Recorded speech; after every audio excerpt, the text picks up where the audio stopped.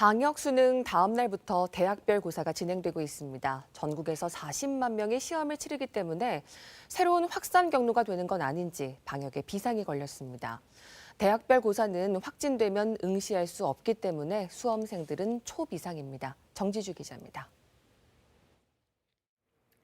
딱 봐도 혼잡하죠. 거리두기, 여기서는 찾아보기가 힘듭니다. 논술이나 면접이 치러졌던 대학교 주변 모습인데요.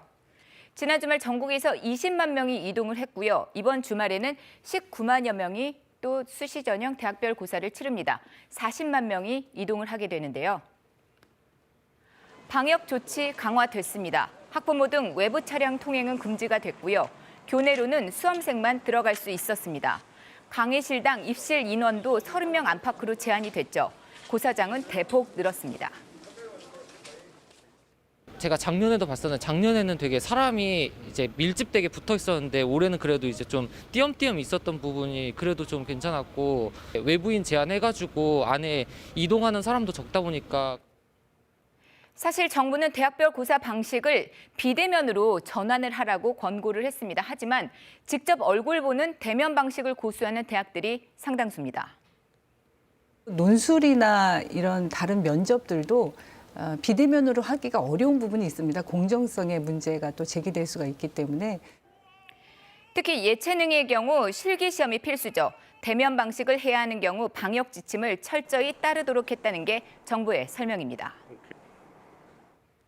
뮤지컬이라든가 노래라든가 이렇게 비말이 염려되는 시기가 있지 않습니까? 이제 그런 경우에는 가림막을 통해서 감독관들하고 수험생들하고 분리를 한다든가 거리두기를 더 한다든가.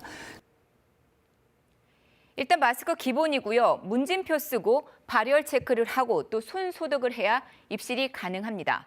시간당 시험 보는 인원도 최소화했습니다. 시험 시간이 오전, 오후반 이렇게 나뉘었고요. 오전반도 A반, B반 이런 식으로 나눠서 진행을 했습니다. 많은 시험실을 준비를 해서 수험생들이 좀 더 안전한 거리두기를 통해서 방역 수칙을 준수할 수 있도록 그렇게 대학에서 준비하고 있고요. 대학도 긴장이지만 수험생 또 그 가족은 더 초긴장입니다. 수능의 경우 코로나19 확진자나 자가격리자의 응시가 가능했습니다. 하지만 대학별 고사는 아닙니다.